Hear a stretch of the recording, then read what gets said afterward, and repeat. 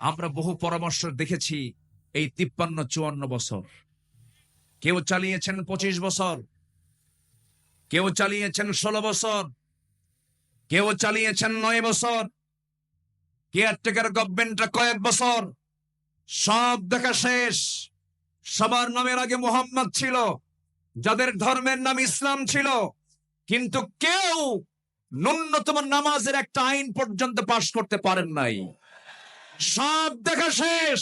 আগামীর দেশ হলো ইসলামের দেশ, কোরআনের দেশ।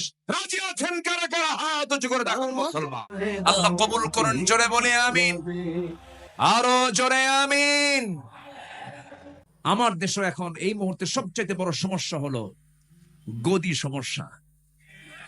কি সমস্যা বলেন তো? এই যে গদি সমস্যা হচ্ছে এখন সবচেয়ে বড় সমস্যা। এখন যে সরকার আমার দেশে আছে, অস্থায়ী না স্থায়ী? অস্থায়ী।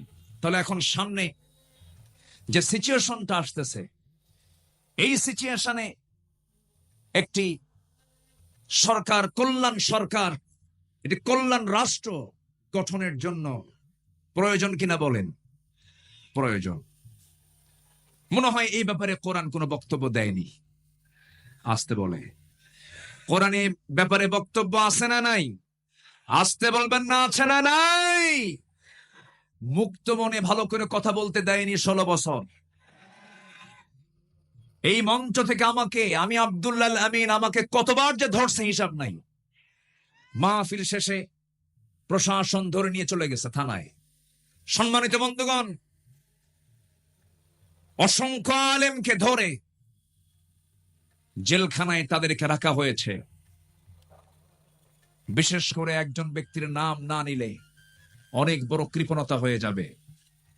এই দেশের তাফসীর মাহফিল অঙ্গনের নক্ষত্র, কিংবদন্তি, সুপারস্টার, মরহুম মকবুর শহীদ আল্লামা দেলাওয়ার হোসেন সাইদ রাহিমাহুল্লাহ। সম্মানিত ভাইয়েরা, আলেমদের অবদান কি শুনুন, একটু বলি। 2009 সালে আমার জীবনের প্রথম হজ ছিল। আমি 2009 সালে হজে যাই।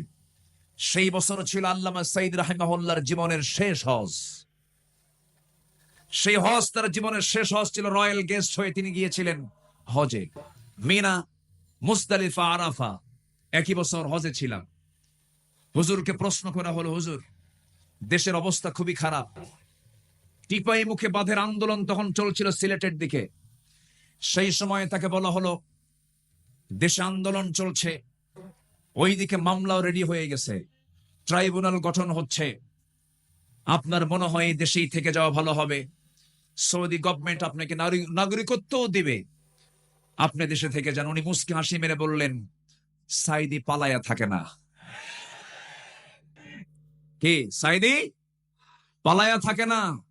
আমার দেশ, আমার সংগঠন, আমার কর্মী, আমার নেতা বিপদে থাকবে, সাইদি পালায়া থাকবে বাইরে। এই চরিত্র আমাকে শিখান নাই। উনি বাইরে থাকেন নাই, উনি ফিরেছেন সাহসিকতা নিয়ে। ফিরেই তিনি 2010 সালের 30 জুন গ্রেফতার হয়েছেন। সেই 2010 সালের 30 জুন 2023 সালের 13 আগস্ট, এই 13 বছরের মতো এই দীর্ঘ সময় তিনি যে জেলখানায় ছিলেন, তার মুখে কি কখনো হতাশার কোনো ছাপ দেখতে পেয়েছেন আপনারা? শেষ বিদায়ের সময় তার মুখে কি কান্না ছিল না হাসি ছিল? তিনি হেসে বিদায় নিয়েছেন। গোটা জাতিকে তিনি কাঁদিয়ে রেখেছেন। সম্মানিত ভাইয়েরা, যার বক্তৃতা শুনে অসংখ্য পথহারা মানুষ পথের দিশা পেয়েছে। অবাধ্য সন্তান বাপমার সেবা করা শিখেছে তার বক্তৃতা শুনে। সেই দেশ গড়ার, সেই নাগরিক তৈরি করার মহান এই কারিগর আল্লামা সাইদিকে 13 বছর শুধু জেল নয়, ছেলে রেখে, শুধু জেলখানায় নয়, হাজতে রেখে অবর্ণনীয় সীমাহীন অত্যাচার করা হয়েছে রিমান্ডে নিয়ে। চোখের পানিতে জায়নামাজ ভিজেছে, চোখের পানিতে জেলখানার বালিশ ভিজেছে, সম্মানিত ভাইয়েরা, সম্মানিত বন্ধুগণ, শেষমেশ এই পাশবিক শক্তি দিল্লির প্রেসক্রিপশনে চিকিৎসার নাম করে হসপিটালে নিয়ে ইমাম আবু হানিফার সেই একই পথ ধরে তাকে বিষ প্রয়োগ করে শহীদ করা হয়েছে। তাফসীর মাহফিলের এই প্ল্যাটফর্ম থেকে আমরা স্পষ্ট ভাষায় জানান দিতে চাই, অবিলম্বে আল্লামা সাঈদীর যারা খুনি তাদের চূড়ান্ত শাস্তি নিশ্চিত করা হোক। রাজি আছেন কারা কারা? হাত উঁচু করে দেখান মুসলমান। আল্লাহ কবুল করুন, জোরে বলে আমিন, আরো জোরে আমিন। আমার বিশ্বাস আল্লামা সাঈদীর শুরুই কথা বলতে চাই। উনি বলেছেন গোটা পৃথিবীর মধ্যে একমাত্র বাংলাদেশেই ইসলামী হুকুমত কায়েম হওয়ার জন্য একটা উর্বর জমিন, এটা বাংলাদেশ। এই জমিন আল্লাহর দিন কায়েম হবে, জোরে বলি ইনশাআল্লাহ, আর জোরে বলি ইনশাআল্লাহ। আসুন আমরা বর্তমান দেশের যে সংকট, একটি কল্যাণ রাষ্ট্র, ইসলামী রাষ্ট্র গঠনে রাসূলুল্লাহর আদর্শ কি ছিল এবং আমাদের করণীয় কি, এই বিষয়ে কিছু কথা বলতে চাচ্ছি, শুনবেন? রাজি আছেন তো? কিন্তু সময় তো কম, আমাকে শেষের দিকে যেতে হচ্ছে আস্তে আস্তে। আমি খুব বেশি সময় আর পাবো না, আমি খুব দ্রুত শেষ করে দেব। মাহফিল কমিটিকে ধন্যবাদ। এক যুগেরও বেশি সময় ধরে আঞ্জুমানে খেদমতে কোরআনের এই মাহফিল হতে দেয়নি ফেরেশতারা। ফেরেশতারা বলবো না, ফেরেশতাই তো বলবো। ফেরেশতা দেখা যায় না, ওদেরও তো এখন দেখা যায় না, ওরা তো নাই।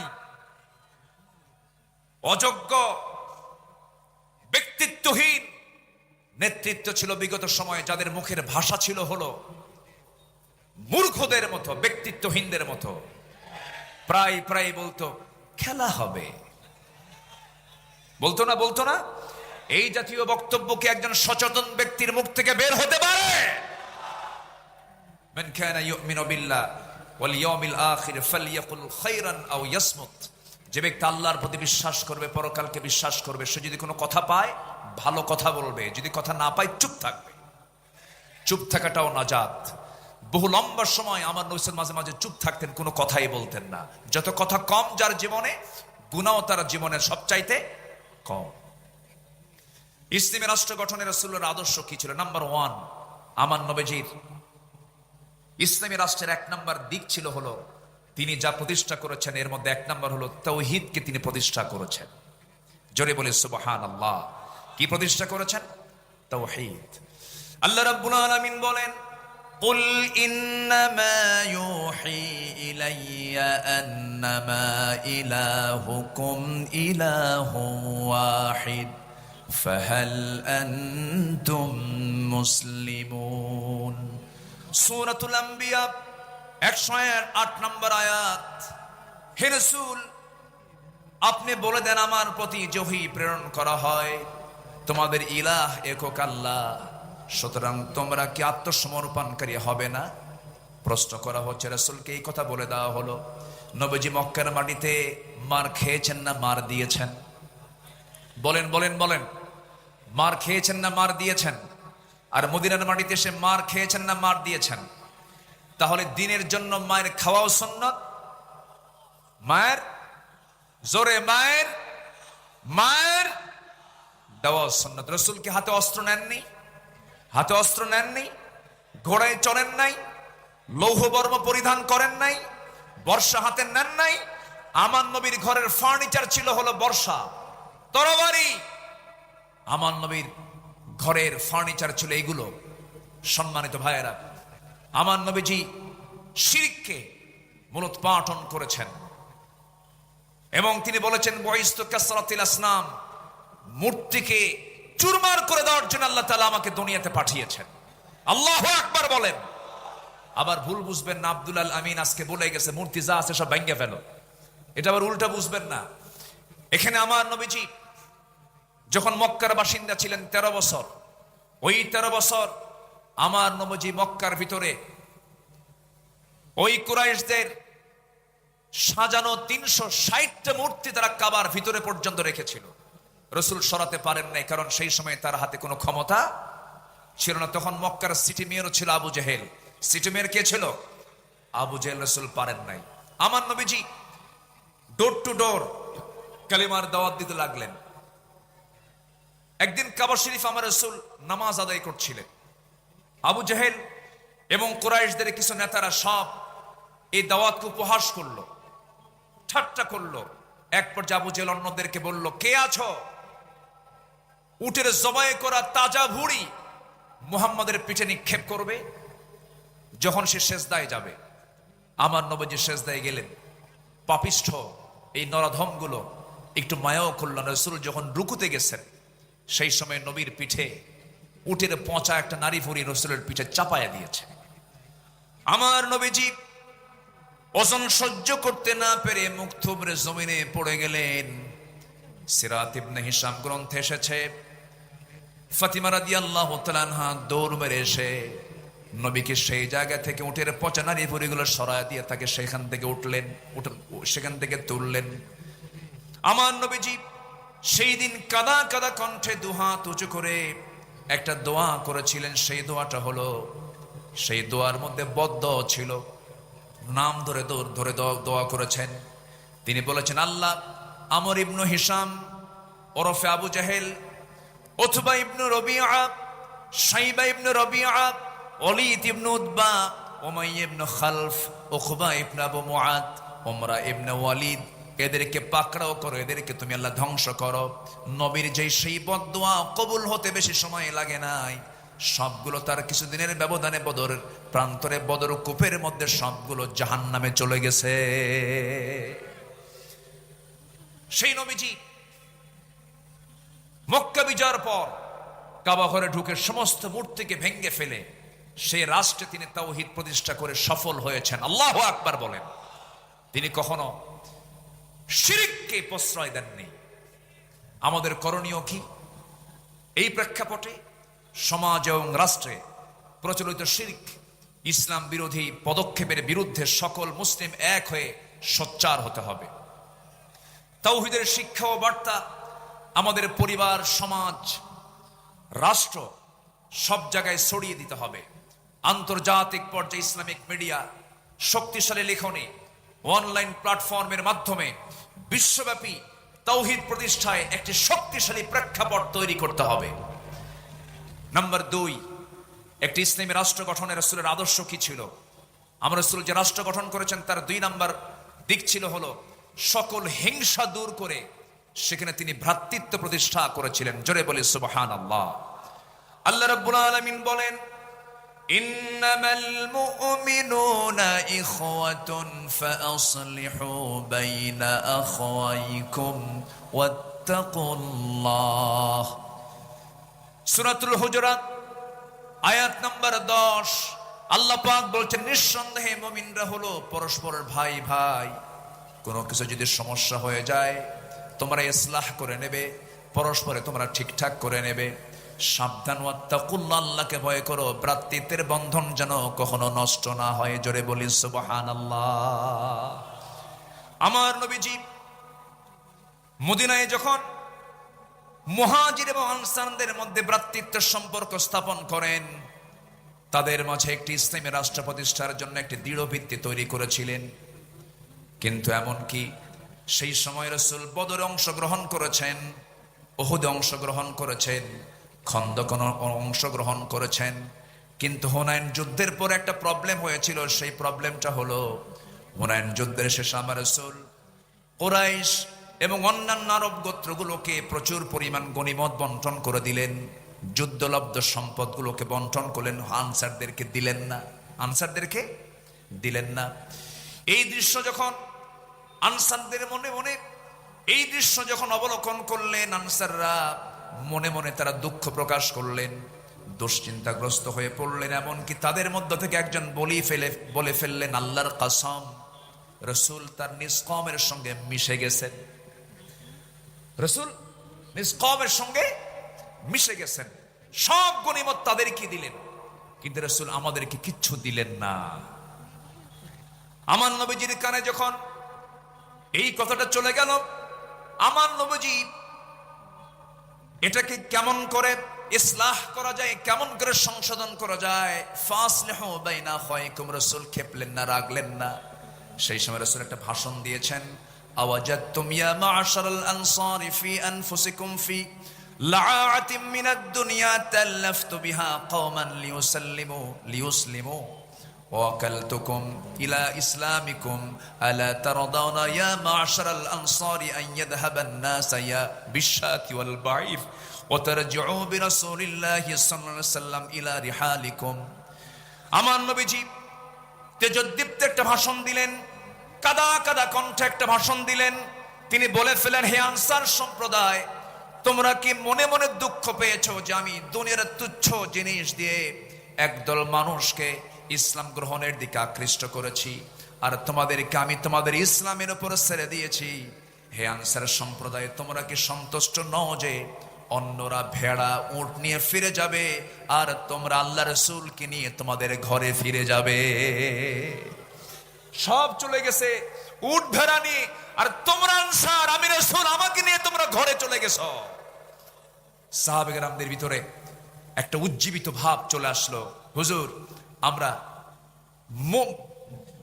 ভুল বুঝে এমন মন্তব্য করেছি, আমাদেরকে মাফ করুন।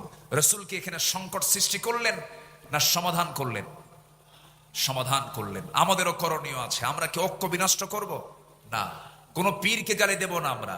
হক্কানি পীর, এই যে বাম পাশে বসে আছেন আব্দুল মতিন শাহবাগী হাফিজাহুল্লাহ, আমি তাকে খুব সম্মান করি, উনিও তো পীর। কিন্তু আমার দেশে কিছু দরবার আছে, যে দরবারের থেকে এমন ভাষা আসে, যে ভাষা আসে নাস্তিকদের ভাষার মতো। এরকম কিছু দরবার আছে না? নয়, আছে। ওগুলো পীরের দরবার না, ওগুলো ভণ্ডের দরবার। আমি পীরকে কোনোদিন আমার জীবনে 26 বছরের মাহফিলের ইতিহাসে আমি কোনোদিন কোন পীর কিনে বাজে কথা বলেছি এমন কোন রেকর্ড আমার নাই। হক্কানি পীর অবশ্যই সম্মান করব না কেন, কিন্তু যে পীরের মুখ থেকে বাজে কথা বের হবে, পানির তলে মোমবাতি বাবা বাতাসে নেবে না, বাবার নামে হালকা দিলে উজু গোসল লাগে না, এই সমস্ত ভণ্ডামিগুলো যে সমস্ত দরবার থেকে বের হয়, যে সমস্ত দরবারে কবরে মাজারে সেজদা হয়, ওই সমস্ত দরবারের ভণ্ডদের হাত পা ভেঙ্গে গুঁড়ো করে দেওয়া দরকার।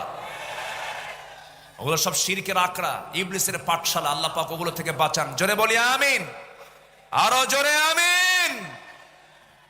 নাম্বার 3, আমার রাসূলের ইসলামী রাষ্ট্রের কতগুলো যে গুণগত দিক ছিল, তার মধ্যে 3 নম্বর হলো তিনি ন্যায় বিচার প্রতিষ্ঠা করেছিলেন। কি বিচার প্রতিষ্ঠা করেছেন?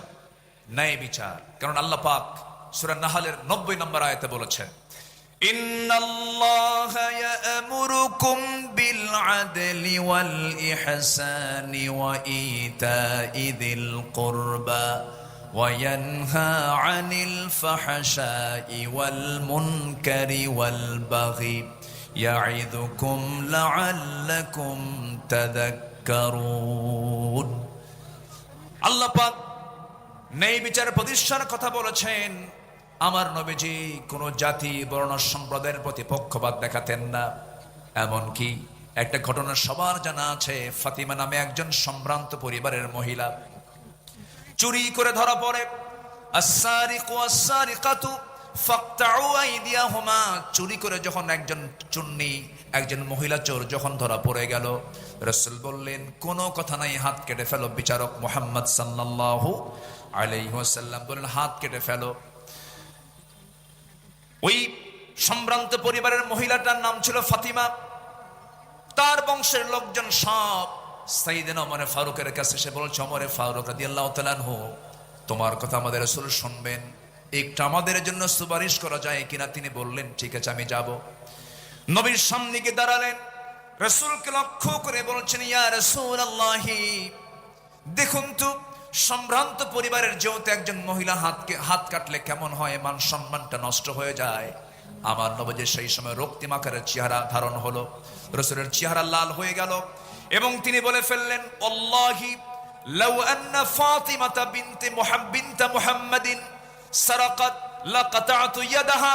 আল্লাহর কসম করে বলি, যদি এই মুহূর্তে ওই ফাতিমা না হয়ে যদি বিশ্বনবী মুহাম্মদ বিন আব্দুল্লাহর যদি কলিজার টুকরা মেয়ে ফাতিমা যদি চুরি করে ধরা পড়তো, আমি রাসূল সবার চোখের সামনে এনে আমি রাসূল নিজে আমি আমার মেয়ের হাত কেটে দিতাম। জোরে বলি আল্লাহু আকবার। আইন সবার জন্য কি? আইন সবার জন্য কি? সমান। নাম্বার 4 হলো সামাজিক দায়িত্ব এবং দরিদ্রদের সহযোগিতা ছিল আমার রাসূলের, মানে একটা রাষ্ট্রের অন্যতম একটা বৈশিষ্ট্য ছিল। সামাজিক দায়িত্ব এবং দরিদ্রদের সহযোগিতায় তিনি ব্যস্ত থাকতেন। কারণ অফি আমওয়ালিহিম হাক্কুল লিসাইলি ওয়াল মাহরুম। রাসূল এত দান করতেন, তার দানটা এত বেশি ছিল, তিনি বলেছেন আমার কাছে যদি উহুদ পরিমাণ সমান সোনা থাকতো, লাউ কানা লি মিসলু উহুদিন যাহাবান, তাহলে পছন্দ নয় যে তিনি 3 দিন অতিবাহিত হওয়ার পর তার কিছু অংশ আমার কাছে থাকুক, এটা আমি পছন্দ করতাম না, 3 দিনই সব শেষ করে দিতাম। আল্লাহু আকবার।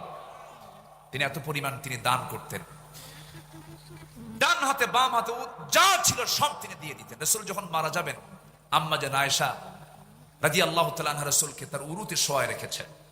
আমার নবীজি দুনিয়া থেকে বিদায় নেবেন, বিদায় লগন যখন চলে এসেছে, রাসূল বলছেন আয়েশা রে, আমি মনে হয় বাঁচব না, দুনিয়া থেকে বিদায় নিয়ে নেব।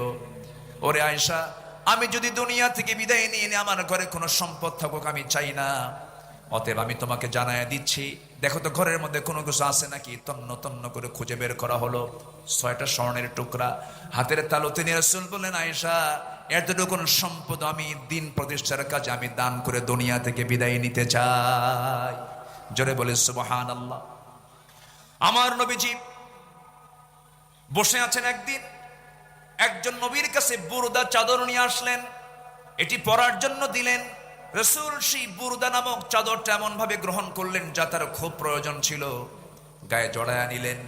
এক সাহাবী চাদরটা দেখে বলছেন, হুজুর আপনি যদি কিছু না মনে করেন আমি চাদরটা আমার পছন্দ, আপনি আমাকে দিবেন কিনা। রাসূল মুস্কি হাসি মেরে সঙ্গে সঙ্গে তার পছন্দের চাদরটা তার গায়ে দিয়ে দিলেন। আমার নবীজি দিয়ে দিলেন, অবলীলায় দিয়ে দিলেন, কোনো আফসোস করলেন না। পরে একজন সাহাবী, যে লোকটা চাদর চেয়েছিল, যে সাহাবী তাকে জিজ্ঞাসা করলেন, ও ভাই, নবীর পছন্দের সেই চাদরটা তোমার নেওয়ার কি দরকার ছিল, তুমি কি রাসূল থেকে সেটা কেন চেয়ে নিলা? তিনি বলছেন, আল্লাহর কসম করে বলি, দুনিয়ার কোনো পার্থিব স্বার্থের জন্য নয়, বরকতের জন্য আমি নিয়েছি। কারণ আমি ওসিয়ত করতে চাচ্ছি এই চাদরটা যেন আমার কাফনের কাপড় হয়। জোরে বলি সুবহানাল্লাহ।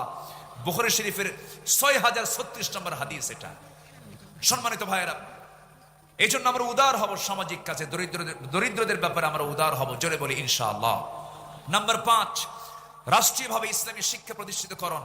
অকুর রব্বি জিদনি ইলমা। আমার রাসূল যুদ্ধবন্দীদের মুক্তি দিতেন শিক্ষার বিনিময়ে। আল্লাহু আকবার বলেন। এমন রেকর্ড আছে না নাই? রাসূল শিক্ষার জন্য খুবই নিবেদিত প্রাণ ছিলেন। নাম্বার 6, আন্তর্জাতিক সম্পর্ক স্থাপন। আল্লাহ রাব্বুল আলামিন বলেন, وَإِن جَنَحُوا لِلسَّلْمِ فَاجْنَحْ لَهَا وَتَوَكَّلْ عَلَى اللَّهِ إِنَّهُ هُوَ السَّمِيعُ الْعَلِيمُ। সূরা আনফাল আয়াত নাম্বার 61। যদি তারা সন্ধির প্রতি ঝুঁকে পড়ে তাহলে তুমিও তার প্রতি ঝুঁকে পড়ো এবং ভরসা করো কার উপরে? আসতে বলবেন না, কার উপরে? আমার নবী মদিনা রাষ্ট্র থেকে তিনি রোম সম্রাট হেরাক্লিয়াসকে চিঠি লিখেছেন, মিম মুহাম্মদ সাল্লাল্লাহু আলাইহি ওয়াসাল্লাম ইলা হেরাকাল। হেরাকালকে লক্ষ্য করে তিনি চিঠি লিখেছেন, আসলিম, আত্মসমর্পণ করো। এই যে জোরালো একটা চিঠি তার কাছে লিখে দিলেন রোম সম্রাট হেরাক্লিয়াস। এই চিঠিখানা পড়ে সভাসদবৃন্দকে ডাক দিয়ে বলতেছে, ও সভাসদবৃন্দ, এই যে চিঠিখানা যার পক্ষ থেকে এসেছে, মদিনার রাষ্ট্রের রাষ্ট্রপতি মুহাম্মদ সাল্লাল্লাহু আলাইহি ওয়াসাল্লামের পক্ষ থেকে এসেছে। এই চিঠির ভাষা প্রমাণ করে হেরাক্লিয়াসের পায়ের নিচের এই মাটির অংশ মুহাম্মদ একদিন দখল করে ছাড়বে। জোরে বলি আল্লাহু আকবার। আমরা কোন রাশাকে ভয় পাবো না, আমরা কোন পরাশক্তিকে ভয় পাবো না। রাশা বাঁচাবে না, আমেরিকা বাঁচাবে না, হিন্দুস্তান বাঁচাবে না, কেউ আমাকে বাঁচাবে না, কেউ আমাকে রক্ষা করতে পারবে না। আমাকে বাঁচাবেন তিনি কে? তার বড় প্রমাণ কোন গোয়েন্দা সংস্থা রিপোর্টে ছিল না 5 আগস্টের এই প্রেক্ষাপট তৈরি হবে। এটা করে দিয়েছেন তিনি কে? আসতে বলেন তিনি কে? যুব সমাজ, এই রক্তকে ভোলা যাবে না। নবীর আদর্শ উজ্জীবিত হও। তোমার হাতে আগামীর বাংলাদেশ, আগামীর নেতৃত্ব তোমার হাতে। কোন চোর, বেঈমান, চরিত্রহীন, লম্পট, চাঁদাবাজদের হাতে কোন নেতৃত্ব আমরা দেব না। আল্লাহ কবুল করুন, জোরে বলি আমিন, আরো জোরে আমিন। নাম্বার 7, বিপদে আপদে সংগ্রামের সমস্ত পরিস্থিতিতে মহান আল্লাহর উপরে পূর্ণ তাওয়াক্কুল করা, মহান আল্লাহর সাহায্যের ওয়াদা, এটা ছিল নবীর রাষ্ট্রের একটি গুরুত্বপূর্ণ দিক। রাসূল সবসময় ভরসা করতেন কার উপরে? আসতে বলবেন না, কার উপরে? আমার বিজয় কার হাতে? বিয়াদিকাল খাইর, সব কল্যাণ কার হাতে? অতুইজ্জু মান তাশা ওয়া তুযিল্লু মান তাশা, কার হাতে? আল্লাহর হাতে। ইদহুমা ফিল গার ইদ ইয়াকুলু লিসাহিবিহি লা তাহজান ইন্নাল্লাহা মা'ানা ফাআনজালাল্লাহু সাকিনাতাহু আলাইহি ওয়া আইয়াদাহু বিজুনুদিন লাম তারাওহা। আল্লাহু আকবার বলেন। সম্মানিত ভাইরা, সময় কম, আমি সামারাইজ করে বলছি। নাম্বার 8, ন্যায়ের পথে নিজেকে অবিচল রাখা। পরিবার ও সমাজে ন্যায় শৃঙ্খলা প্রতিষ্ঠা করা ছিল রাসূলের রাষ্ট্রের একটি গুরুত্বপূর্ণ নীতি, একটি মূল নীতির একটা অংশ ছিল। আমরাও এদিকে খেয়াল করব, জোরে বলি ইনশাআল্লাহ। নাম্বার 9 হচ্ছে পরামর্শ ভিত্তিক নেতৃত্ব। নেতৃত্ব হবে একক না পরামর্শের ভিত্তিতে? বলেন, আমার রাষ্ট্রের, আমার রাসূলের রাষ্ট্রের একটি গুরুত্বপূর্ণ অংশ ছিল রাসূল এমনকি স্ত্রীর কাছ থেকেও পরামর্শ নিয়েছেন। আল্লাহু আকবার বলেন। সম্মানিত ভাইয়েরা, সম্মানিত দ্বীনি বন্ধুগণ, আর দুটো পয়েন্ট আমি বলতে চাচ্ছি। নাম্বার 10 হচ্ছে রাসূল সাল্লাল্লাহু আলাইহি সাল্লাম রাস্তাতে লাগলো এবং তার চোখ দিয়ে অশ্রু গড়িয়ে পড়লো। রাসূল উটটির কাছে গিয়ে তার মাথায় হাত বুলিয়ে আদর করলেন এবং উটটি কান্না থামালো। তিনি জিজ্ঞেস করলেন, এই উটের মালিক কে? আমার নবীজি উটটির মাথায় হাত রাখলেন, কান্না থেমে গেল। রাসূল প্রশ্ন করলেন, মার রাব্বু হাদাল জামাল, লিমান হাদাল জামাল? ফাজা ফাতা মিনাল আনসারি ফাকালা লি ইয়া রাসূলাল্লাহ, ফাকালা আফালা তাত্তাকিল্লাহ ফি হাযিহিল বাহিমাতি আল্লাতী মাল্লাকাক আল্লাহু ইয়াহা ফাইন্নাহু শাকা ইলাইয়া আন্নাকা তুজিউহু ওয়া তুযইবুহু। রাসূল বললেন, শোনো, তুমি যে এই উটটাকে না খেয়ে রেখেছো, উট আমার কাছে এসে নালিশ দিল, তুমি নাকি তাকে খেতে দাও নাই, তাকে ক্ষুধার্ত রেখেছো। রাসূল এমন রাসূল ছিলেন যার রাষ্ট্রে একটা উটের খবরও আমার রাসূল রেখেছেন। জোরে বলি সুবহানাল্লাহ, জোরে বলি আল্লাহু আকবার। আমরা এমন রাষ্ট্রকে আমরা আমাদের দেশে দেখতে চাই। আল্লাহ কবুল করুন, জোরে বলি আমিন। নাম্বার 11 হলো জাতীয় এবং আন্তর্জাতিক পর্যায় থেকে আসা সকল হুমকি, ভয়ভীতিকে তোয়াক্কা না করে দিন প্রতিষ্ঠার সংগ্রামে আল্লাহর উপরে পূর্ণ আস্থা এবং দৃঢ়তা নিয়ে চলা। সকল আস্থার জায়গা আমাদের একটাই, সেটা হচ্ছে তিনি কে? আসতে বলবেন না, তিনি কে? নাম্বার 12 হলো ছোট পরিসর থেকে বড় পরিসর, প্রতিটি স্থানে তাকওয়া ভিত্তিক নেতৃত্ব গড়ে তোলা। কি ভিত্তিক? বলেন, কি ভিত্তিক? তাকওয়া ভিত্তিক, তাকওয়া ভিত্তিক নেতৃত্ব গড়ে তোলা। যেই নেতৃত্বে তাকওয়া থাকবে। সাইয়েদনা ওমর ফারুক অসুস্থ হয়ে পড়লেন। অসুস্থ হয়ে তার মধুর প্রয়োজন, মধুর প্রয়োজনের জন্য তিনি বললেন, না, আমি মধু দিয়ে সুস্থ হতে চাই না, মধুর প্রয়োজন, কিন্তু আমার জনগণ সবাই তো মধু খেতে পারে না, আমাকে যদি অনুমতি দেওয়া হয় মধু পান করব। চিন্তা করে দেখুন কি পরিমাণ তাদের মধ্যে জনগণের জবাবদিহিতার চিন্তা মাথায় ছিল। আমার বন্ধুগণ, ওমর ফারুকের কথা যদি শুরু হয়ে যায় সহজে তো শেষ হওয়ার কথা নয়, বহু আলোচনা ছিল। সাইয়েদনা ওমরের মতো একটা শাসক আল্লাহ পাক আমার দেশে আল্লাহ পাক দিয়ে দেন। জোরে বলি আল্লাহুম্মা আমিন, আরো জোরে আল্লাহুম্মা আমিন। আমি কথা আর সামনের দিকে বাড়াতে পারছি না। আমার পরবর্তী মেহমান আমার অত্যন্ত কাছের, আমার হৃদয়ের, আমার অগ্রজ, দেশ বরেণ্য আলেমে দ্বীন, টেকেরহাটের সম্মানিত পীর সাহেব, মুজাহিদ, মুহতারাম মাওলানা কামরুল ইসলাম সাইদ আনসারী হাফিজাহুল্লাহ, তিনি এসেছেন, আমার ডান পাশে বসেছেন। আমি আর 1 সেকেন্ডও বাড়াবো না, যতটুকু হয়েছে আমরা বলে ফেলি আলহামদুলিল্লাহ। জোরে বলি আলহামদুলিল্লাহ। সম্মানিত উপস্থিতি, আমি সবার কাছে দোয়া চাই, সবাইকে আমার জন্য দোয়া করবেন। আমি আপনার জন্য দোয়া করি আল্লাহ পাক আমাদের সম্পর্ক হাসর পর্যন্ত গড়ায় দেন, এবং আজকের মাহফিলকে সফল করার জন্য সবাই আমরা শেষ অবধি, শেষ মোনাজাত পর্যন্ত থাকবো। জোরে বলি ইনশাআল্লাহ। এই আশাবাদ কামনা করে আমি আমার ভাঙ্গাচোরা কথা এখানেই শেষ করছি। সুবহানাকাল্লাহুম্মা ওয়া বিহামদিকা আশহাদু আল লা ইলাহা ইল্লা আনতা আস্তাগফিরুকা ওয়া আতুবু ইলাইক। আসসালামু আলাইকুম ওয়া রাহমাতুল্লাহি ওয়া বারাকাতুহু।